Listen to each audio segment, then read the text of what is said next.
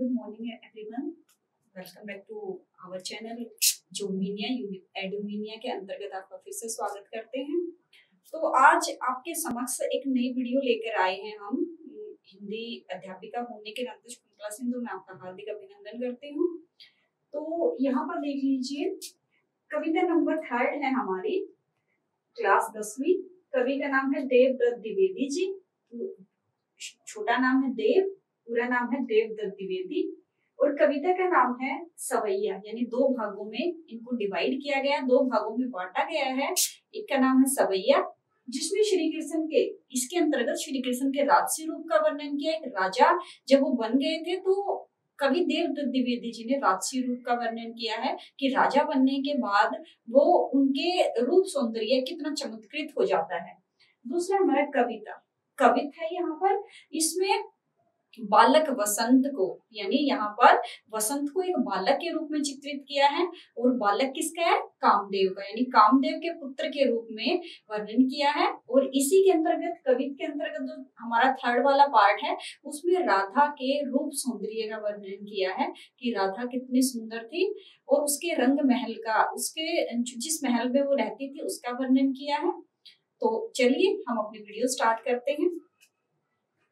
देख लीजिए, सबसे पहले हमारा है यहाँ पर सवैया, जिसमें श्री कृष्ण के राजसी रूप का वर्णन किया था। यहाँ पर कवि देवदत्त द्विवेदी हैं, वो रीतिकालीन युग के घोर श्रृंगारिक युग कहा गया है। और उस युग के कवि थे, तो घोर श्रृंगारिक जो कविताएं हैं जिसमें श्रृंगार की भावना है, राग विराग की भावना है, ऐसे वर्णन किया उन्होंने। यानी दोबारा से देख लीजिए, श्री कृष्ण के राजसी रूप का वर्णन किया है। और राजसी रूप का वर्णन करता हुआ कवि देवदत्त द्विवेदी जी क्या कहते हैं? पाइनी नुपुर मंजू बजे, कटी किंकिणी के धुनी की मधुराई, सावरे अंग लसे पग पीठ हिये हुल से बनमाल सुहाई, माथे किरीट बड़े दृग चंचल, मंद हसी मुखचंद जुन्हाई, जे जग मंदिर दीपक सुंदर, श्री ब्रजदुल है देव सहाय। अब सबसे पहले हम प्रसंग लिखेंगे कि प्रस्तुत सवैया हमारी हिंदी की पाठ्य पुस्तक क्षितिज भाग 1 में से, यहाँ पर बताया गया है कि क्षितिज भाग 1 में से लिया गया है। और यहाँ पर कवि देवदत्त द्विवेदी जी ने जो यहाँ पर श्री कृष्ण के राजसी रूप का वर्णन किया है जब वो राजा बन जाते हैं। तो सरलार्थ करते हुए लिखेंगे, पाइनी नुपुर, श्री कृष्ण ने राजा बनने के बाद पाइनी पैरों में, नुपुर घुंघरू, मंजू बजे।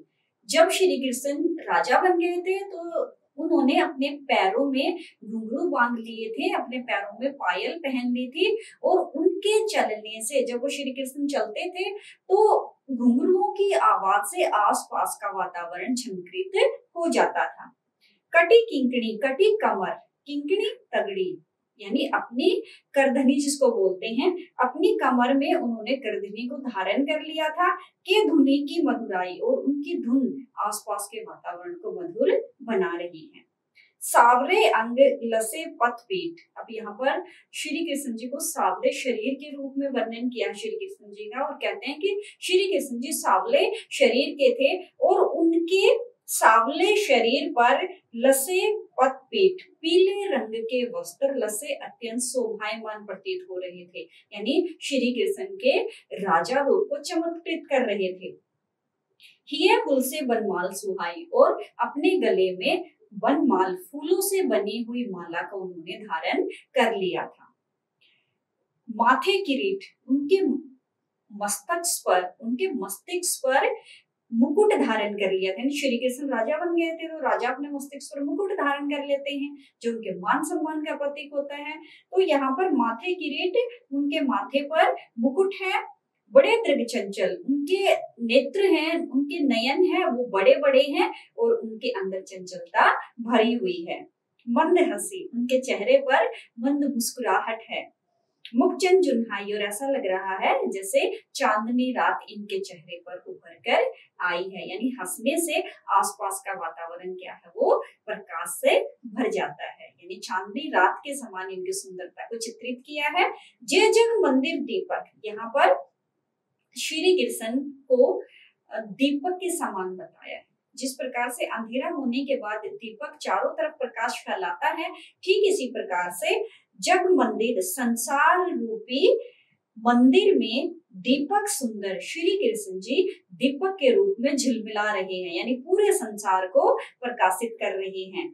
श्री ब्रज दुल्हा देव सहाय, श्री ब्रज दुल्हा यानी श्री कृष्ण को ब्रज के दुल्हे के रूप में चित्रित किया है और उसकी सुंदरता वो समान नहीं रही है, यानी श्री कृष्ण की सुंदरता अत्यंत उभर कर बढ़ चढ़कर हमारे सामने यहाँ पर प्रकट हुई है। नेक्स्ट वाली कविता है उसको देख लेते हैं। जैसे मैंने आपको बताया था कि यहाँ पर वसंत को एक बालक के रूप में चित्रित किया है और बालक कोई साधारण नहीं है, बल्कि वसंत को कामदेव के पुत्र के रूप में, उसके बच्चे के रूप में चित्रित किया है वसंत को। अब वसंत का जब मौसम आता है तो चारों तरफ क्या है, वो शोभा बढ़ जाती है, पेड़ों पर पत्ते खिल जाते हैं, फूलों पर कलियां चटकने लगती हैं, चारों तरफ जो पक्षी हैं वो चहचहाने लगते हैं, तो उसकी सुंदरता का वर्णन किया है। तो देख लीजिए, डार तुम्बर पलना बिछोना, डार पेड़, दुम्र पेड़ की जो डाल है, पलना बिछोना वो वसंत के यानी बालक जो वसंत रूपी बालक है उसके लिए बिछोने का कार्य कर रही है, झूले का कार्य कर रही है। बिछोना नव पल्लव के, और उसका बिछोना, उसका नरम मुलायम बिछोना है, वो नए नए पत्ते यहाँ पर चित्रित किए गए, यानी नए पत्तों को यहाँ पर उसके बिछोने के रूप में चित्रित किया है। सुमन झिंगुला सोहे, सुमन फूल, झिंगुला ढीला ढाला वस्त्र, जब बच्चा जन्म लेता है उसको ढीले ढाले वस्त्र पहनाते हैं ताकि इजीली से वो उसको पहनाए जा सके, आसानी से पहनाए जा सके।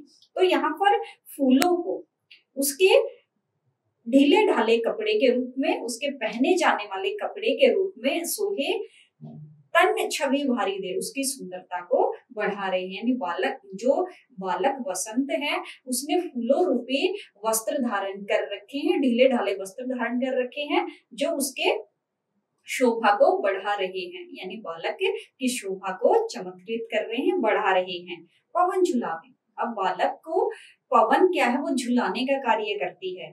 की कीर बतरावे, यहाँ पर कोयल और कीर तोता उससे बातें कर रहे हैं। बतरावे देव कवि देवदत्त द्विवेदी जी कहते हैं कि कोयल और तोता उससे बतिया रहे हैं, उससे बातें कर रहे हैं, यानी मोर और तोता क्या है, उससे बातें कर रहे हैं। कोकिल हिलावे हुलसावे कर तारी दे, कोयल उसको हिलाने ढुलाने का कार्य कर रही है और अपने हाथ से उस तालियां बजा रही है।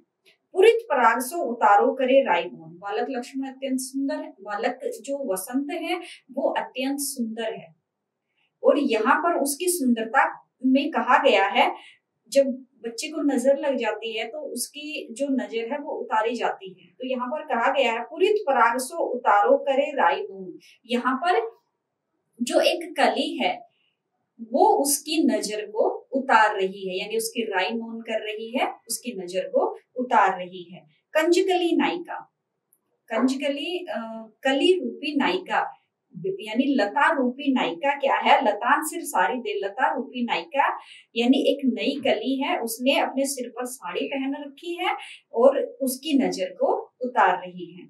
मदन महीब, मदन कामदेव, महीब जू को बालक वसंत ताही, यहाँ पर जो वसंत को कामदेव के पुत्र के रूप में चित्रित किया है।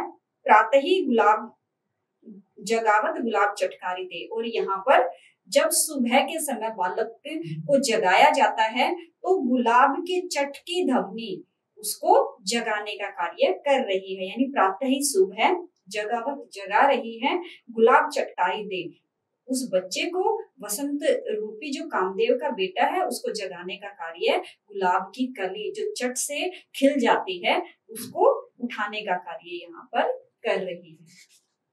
नेक्स्ट वाली कविता में मैंने आपको बताया था कि यहाँ पर राधा के रूप सौंदर्य का वर्णन किया है, तो देख लीजिए। फटिक सिलानी सो सुधारियो सुधा मंदिर, फटिक होता है क्रिस्टल चमकदार पत्थर, सिलानी सो सुधारियो सुधा मंदिर, सुधा मंदिर प्रेम रूपी मंदिर, राधा जिस महल में रहती थी वो संगमरमर के सफेद पत्थर से बना हुआ है, यानी चमकदार क्रिस्टल के समान बना हुआ है, चमक रहा है। किससे बना हुआ है? सफेद संगमरमर से। और जैसे ही उस संगमरमर पर, सफेद संगमरमर पर चांदनी रात में चंद्रमा का प्रकाश पड़ता है तो क्रिस्टल के समान पारदर्शी यानी क्रिस्टल के समान चमकदार प्रतीत होता है। उद्दती दही कोसो दिखाए उमंगे अमंग। और उस रंग महल में, सुधा मंदिर रंग महल में दही रूपी सागर उमड़ रहा है। उद्दती दही, दही रूपी सागर लहरा रहा है। अधिकाय उमंगे, आनंद से उमड़ रहा है, खुशी से उमड़ रहा है। यानी सागर को दही के रूप में चित्रित किया है। और जिस प्रकार से सागर में लहरें आती हैं जाती हैं, ठीक उसी प्रकार से राधा के जो महल में जो आनंद है, जो खुशियां हैं, वो दही रूपी सागर के रूप में लहरा रही हैं। बाहर ते भीतर लो भीति ने दिखे हुए देवर। जैसे ही चंद्रमा का प्रकाश उस पर पड़ता है तो जो उसके रंग महल की दीवारें हैं वो पारदर्शी हो जाती है। यानी बाहर और अंदर की दीवारें हैं वो पारदर्शी हो जाती हैं, यानी कोई भी दीवार हमें दिखाई नहीं देती है। दूध कोसो फेन फैलो आंगन फर्श बंद। अब यहाँ पर राधा के रंग महल के फर्श का वर्णन किया है और यहाँ पर बताया है कि जो राधा के रंग महल का फर्श है वो दूध की झाग के समान सुबरता से यानी चमक से भरा हुआ है, सफेदी से भरा हुआ है। ऐसा लग रहा है जैसे राधा के रंग महल में किसी ने दूध रूपी झागों को फैला दिया है। तारा सी तरुणी, यहाँ पर राधा को तारे सी तरुणी, तारा रूपी युवती के रूप में चित्रित किया है। तामे धाड़ी झिलमिलाती होती और अपने रंग महल के आंगन के बीच में झिलमिलाती हुई दिखाई दे रही है। मोतिन की ज्योति, और इतनी अत्यधिक यानी राधा की सुंदरता का वर्णन किया है कि राधा इतनी गोरी थी कि उसके गोरे रंग से मोतिन की ज्योति, जो मोती होते हैं वो सफेद रंग का होता है और ऐसा लग रहा है कि जैसे उसने राधा की सफेद रंग से अपने रंग को धारण कर लिया है, यानी राधा का आधा रंग उस मोतियों ने चुरा लिया है। मिलो मल्लिका को मरकंद, और मल्लिका का फूल है वो सफेद रंग का होता है, बड़ा सुगंधित होता है। तो ऐसा लगता है कि उसने भी राधा के रंग को चुरा लिया, यानी राधा के रंग से ही उन्होंने अपने रंग को धारण कर लिया है। आरसी ते अंबर, आरसी आईना, अंबर को एक आईने के रूप में चित्रित किया है। आभासी उजरी लगे, और राधा की चमकती हुई शोभा आंगन जो उसमें आकाश में आईने रूपी आकाश में चमक रही है, यानी राधा अपने रंग महल में बैठी है और यहाँ पर बताया है कि उस आईने यानी अंबर रूपी आईने में उसकी सुंदरता उजियारी, उसकी सुंदरता चमक रही है, यानी राधा की सुंदरता क्या है वो चमक रही है।